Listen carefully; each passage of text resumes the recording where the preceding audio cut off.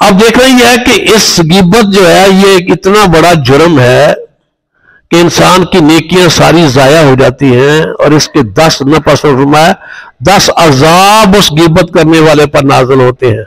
پہلے میں یہ بتاؤں کہ غیبت جو ہے یہ اس کی توبہ بھی ہے کہ نہیں ہے؟ اتنا بڑا جرم ہے کہ یہ 100 دفعہ زنا کر لیا جائے اس سے بھی بڑھ کے جرم ہے۔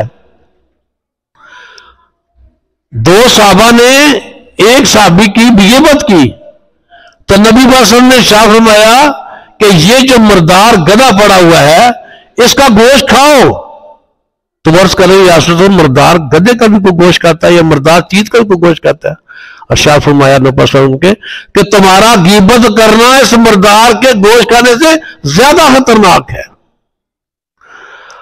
اب میں ایک عام جو ہمارے معاشرے میں ہو رہا ہے، عورتوں میں یہ بیماری تھی، اب بھی ہے، لیکن مردوں میں بیماری یہ بہت زیادہ ہو گئی ہے، عورتوں سے بھی بڑھ گئی ہے۔ میں اس کا ثبوت دیتا ہوں۔ پہلے بتاتے ہیں کہ اتنا بڑا جرم جس کی معافی نہیں ہے، معافی اس لیے نہیں ہے کہ یہ حقوق اللہ ہو تو اللہ تعالیٰ کی بارگاہ میں کسی وقت بھی رو کے درخواست کریں معاف ہو جاتے ہیں، یا حقوق العباد ہے۔ جس بندے کی غیبت کی گئی ہے اس بندے سے معافی مانگے پہلے۔ جتنے بندوں کے سامنے اس کی پیٹھ پیچھے اس نے بات کی تھی، غیبت کی تھی، ان بندوں کو کہے میں نے جھوٹ بولا تھا۔ اتنی جرت کہاں سے لائے گا؟ میں نے جھوٹ بولا تھا، پھر اللہ تعالیٰ سے معافی مانگے۔ یہ تو تھا میری اور تیری بات جو ہم اس معاشرے میں کرتے ہیں۔ سوشل میڈیا میں آج کل سوشل میڈیا کے لوگ جو سیاسی قسم کے لوگ ہیں یا بڑے ہائی لیول کے آپ ان کو آئیڈینٹی کے لوگ اپنے آپ کو سمجھتے ہیں، ان میں یہ برائی کس حد تک ہے؟ وہ بھی غیبت کرتے ہیں، ایک دوسرے کی بے شمار کرتے ہیں، بلکہ ان میں اپنے بندے رکھے ہوتے ہیں۔ وہ بندے انہیں آگے بتاتے ہیں کہ یہ باتیں جناب فلاں فلاں کے باتیں ہوتی ہیں۔ اب سوشل میڈیا میں جب وہ بات چلی گئی ہے تو اس بندے سے تو وہ جا کے معافی مانگ لے گا، لیکن اتنے بندوں کے سامنے جا کے کس طرح انکار کرے گا یا کس طرح انہیں کہے گا کہ میں نے یہ سارا کام غلط کیا ہے؟ اچھا دوستو، کبھی ہم نے سوچا نہیں ہے کہ کبھی یہ غیبت اتنا بڑا جرم رکھا گیا ہے، اتنا بڑا جرم رکھا گیا ہے کہ بندے کی نیکیاں ضائع ہو جاتی ہیں اور اس کے 10 عذاب اس پر آتے ہیں۔ اور اس کو میں بھی کچھ بیان کرنے لگا ہوں، وہ بھی اس کی وجہ کیا ہے۔ ہمیں بات کی تہ تک پہنچنا چاہیے۔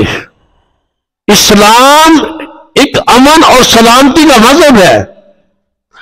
جو سبق اسلام نے دیے ہیں کسی اور دین یا کسی اور مذہب میں وہ سبق نہیں ہے۔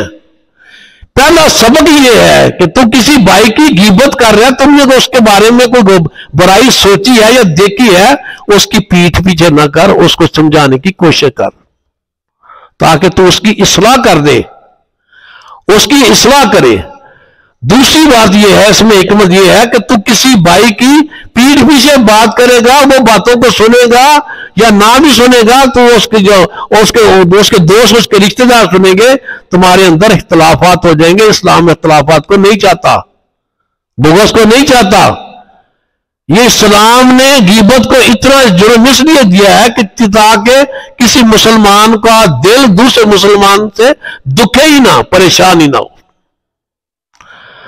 یہ ہمارے میں بہت سی برائی زبردست قسم کی غیبت کی پڑ گئی ہے، اور اس کا سب سے بڑا نقصان یہ ہے کہ آدمی کی نیکیاں جس کی غیبت کی جاتی ہیں اس کو چلی جاتی ہیں۔ میرے آقا کے وسلم نے ارشاد فرمایا کہ غیبت کرنے والا بندہ اس پر 10 عذاب ہوتے ہیں۔ پہلے میں نبی صلی کے حیات مبارکہ میں ایک واقعہ آپ کو 2 چھوٹے چھوٹے واقعے بتاتے ہیں۔ ایک عورت تھی جو بڑی نیکوکار تھی۔